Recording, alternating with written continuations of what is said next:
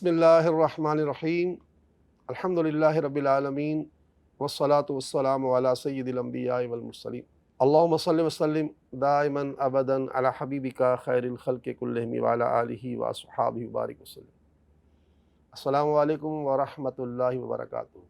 سلسلہ ہے ایاک نستعین۔ اللہ تعالی ہماری مدد فرمائے اور ہمیں ہر وہ کام جس میں وہ راضی ہے وہ کرنے کی توفیق عطا فرمائے، اور جس میں ناراض ہے اللہ تعالیٰ اس سے ہمیں بچائے۔ اس سلسلے کا آغاز ہوتا ہے پیارے آقا صلی اللہ تعالیٰ علیہ وآلہ وسلم کے ارشادات سے، اور اس کے بعد کچھ سوالات کے جوابات انشاءاللہ ہم دیتے ہیں۔ ایک بار پھر سن لیجئے کہ جو سوالات کے جواب دیے جاتے ہیں وہ کسی ایک شخص کو جو دیے جاتے ہیں وہ کسی ایک کے لیے نہیں۔ اگر اس سلسلے کو کروڑوں لوگ دیکھ رہے ہیں تو ہر ایک اس پر عمل بھی کر سکتا ہے، اور پھر یہ بات کسی اور کو پہنچا سکتا ہے۔ یہ نہیں ہے کہ مطلب یہ نہیں کہ میں نے مختص کر دیا کہ بھئی یہ تو یہی کر سکتا ہے، نہیں۔ آپ نے کوئی بات سنی، عمل کیا، اس کو آگے پہنچایا، بلکہ ہمارے پیارے آقا کا تو یہ بھی ارشاد بڑا ہمارے لیے حوصلہ مند ہے کہ آقا نے دعا مانگی ہے، رسول اللہ صلی اللہ تعالی وسلم نے اللہ سے دعا مانگی ہے کہ اللہ اس کا چہرہ، اس کو سرسبز و شاداب رکھ، یعنی اس امتی کو سرسبز و شاداب رکھ، اس کو پھلتا پھولتا رکھ۔ کس کو؟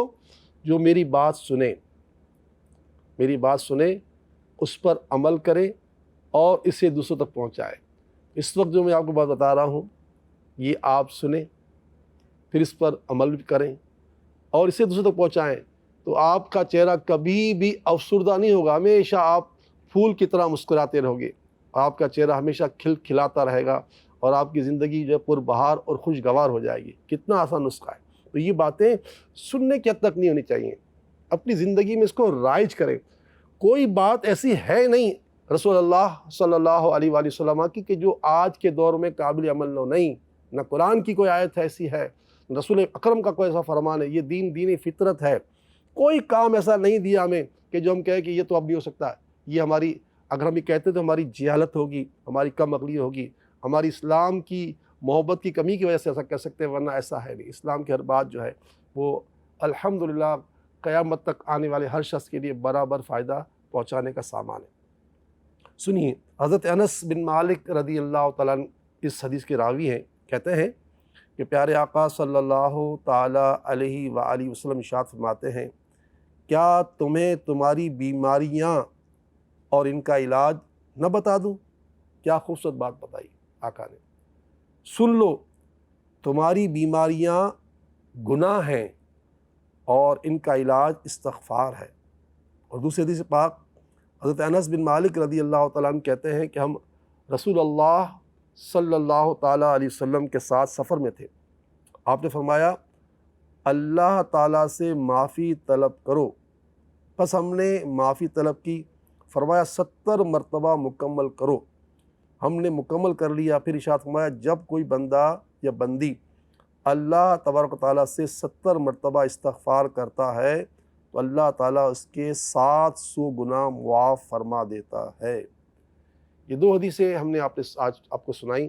پہلی حدیث نے ہمیں بتا دیا کہ ہماری اصل میں پریشانی جو ہے عام طور پر جسمانی پریشانی کی ہم کو فکر ہوتی ہے۔ یہ فکر ٹھیک ہے، ہونی چاہیے، اس کا علاج بھی ہے، اس کا ہر نسخہ بھی موجود ہے، دوا بھی ہے، دعا بھی ہے۔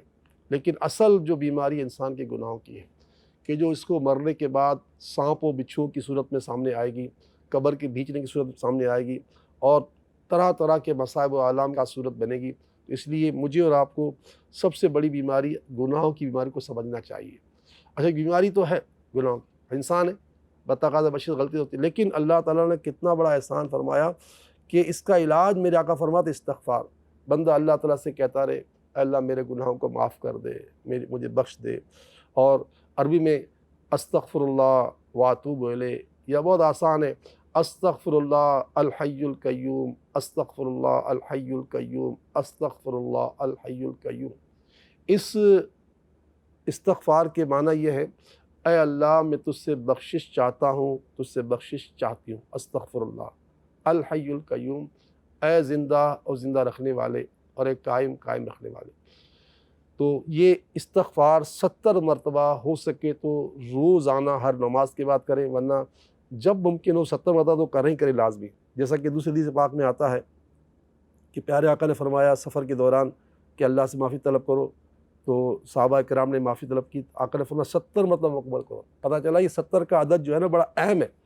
تو آپ اگر تصویر لے کر بھی کر سکتے ہیں، ویسے بھی کر سکتے ہیں، استغفر اللہ الحی القیوم، یا استغفر اللہ واتوب الیہ، یا صرف استغفر اللہ بھی پڑھ سکتے ہیں، یا استغفر اللہ ربی من کل ذنب واتوب الیہ، جو بھی آپ استغفار کر سکتے ہیں کریں۔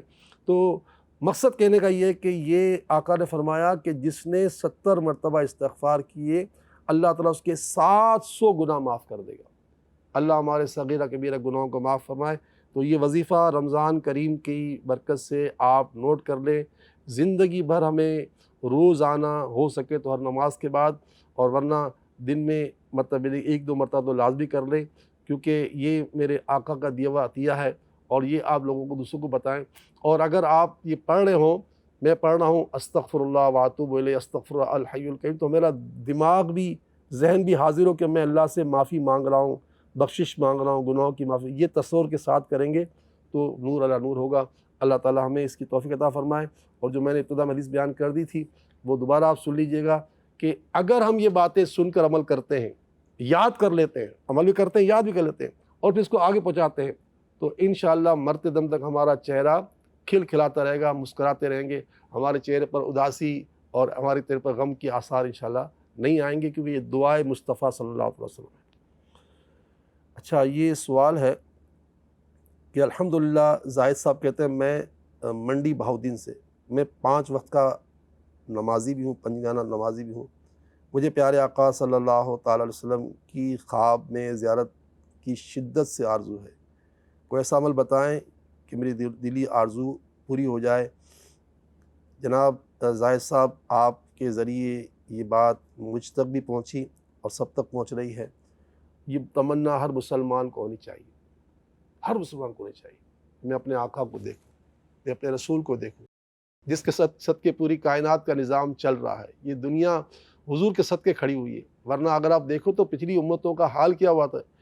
ہم سے پہلے جو نبی تھے حضرت عیسیٰ علیہ السلام، عیسیٰ علیہ السلام کے زمانے میں لوگوں نے ایک بات نہیں مانی تو اللہ نے ان کو سور بنا دیا، بندر بنا دیا۔ ایک جھوٹ بولا تو بندر بنا دیا، سور بنا دیا۔ اب سوچے کہ ہم تو لاکھوں جھوٹ بول کے بیٹھے ہوئے، مگر یہ سب تمہارا کرم ہے آقا کے بات اب تک بنی ہوئی ہے۔ قسم خدا کی یہ میرے مصطفیٰ کا صدقہ ہے کہ آپ اور میں سانس دے رہے ہیں، ورنہ ہم سانس لینے کے مستحق نہیں ہیں۔ عیسیٰ علیہ السلام ہم سے پہلے دنیا میں مبعوث ہوئے، ان کے زمانے میں ایک باپ نے جھوٹی بات کی تھی تو بچوں کو اللہ تعالیٰ نے سب کو بندر بنا دیا، سب اولاد سے محروم ہو گئے۔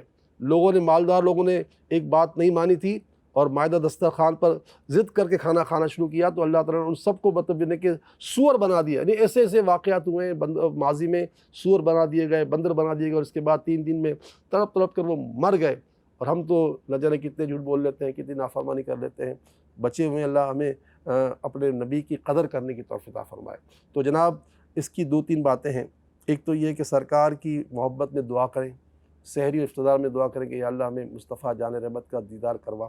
دوسرا سورہ مزمل، ہو سکے تو 5 نماز کے بعد ایک بار پڑھیں، 2 رکوع کی صورت ہے، بڑی عظیم صورت ہے، بڑی برکت والی صورت ہے، اور غم دور کرنے کا بہت بڑا سامان ہے سورہ مزمل۔ تو یہ ایک تو آپ سورہ مزمل کی تلاوت کریں۔ دوسرا درود تاج، درود تاج شریف اگر آپ پڑھ سکتے ہیں تو پڑھیں 7 مرتبہ ہر نماز کے بعد، ورنہ کم از کم 313 مرتبہ درود شریف تو کوئی سا پڑھ لیں۔ 313 مرتبہ درود شریف، چاہے آپ الصلاۃ والسلام علیک یا رسول اللہ وعلی آلک وصحابک یا حبیب اللہ یہ پڑھتے ہیں۔ اللہم صلی علی محمد وعلی آلہ وبارک وسلم پڑھیں، صلی اللہ علی محمد صلی اللہ علیہ وآلہ وسلم پڑھیں۔ درود تنجینا پڑھیں، درود اکبر پڑھیں، درود مائی پڑھیں، درود لکی پڑھیں، درود اکبر پڑھیں، جو درود شریف پڑھیں آپ 313 مرتبہ درود شریف پڑھیں، انشاءاللہ تعالیٰ ضرور زیارت ہوگی۔ اور آپ کے توسل سب سن رہے ہیں، سب دعا کریں، اور یہ یاد رکھیے گا روزانہ رات کو سونے سے پہلے وضو کر کے، جو سنت ہے، خوشبو لگا کے سوئیں، آنکھوں میں سرما لگا کے سوئیں، جو بستر پر اس بستر کو 3 مرتبہ جھاڑ نہیں، سب سنت ہیں، وضو کر کے، کنگھی کر کے، خوشبو لگا کر، آنکھوں میں سرما لگا کر 3 مرتبہ بسم اللہ شریف پڑھ کے بستر کو جھاڑ کر، اور پھر سیدھا ہاتھ اپنے سیدھے گال پر رکھ کر سیدھی کروٹ سو جائیں۔ یہ سنت ہے، اور اس نیت سے سو جائیں کہ میں سو جاؤں یا مصطفیٰ کہتے کہتے، کھلے آنکھ صلی اللہ کہتے کہتے، اس یقین کے ساتھ سوئیں کہ انشاءاللہ آج میرے آقا مجھے دکھا دیں گے اپنا چہرہ، آج دکھا دیں گے۔ ضرور وہ دن، وہ رات ضرور آئے گی کہ انشاءاللہ وہ رات ہماری معراج ہوگی۔ اللہ تعالیٰ اپنے پیارے نبی کے صدقے ہمیں اپنے پیارے نبی کے صدقے اس تمنا کو بھی پورا ہماری کروا دے، آمین یا رب العالمین۔ السلام علیکم ورحمۃ اللہ وبرکاتہ۔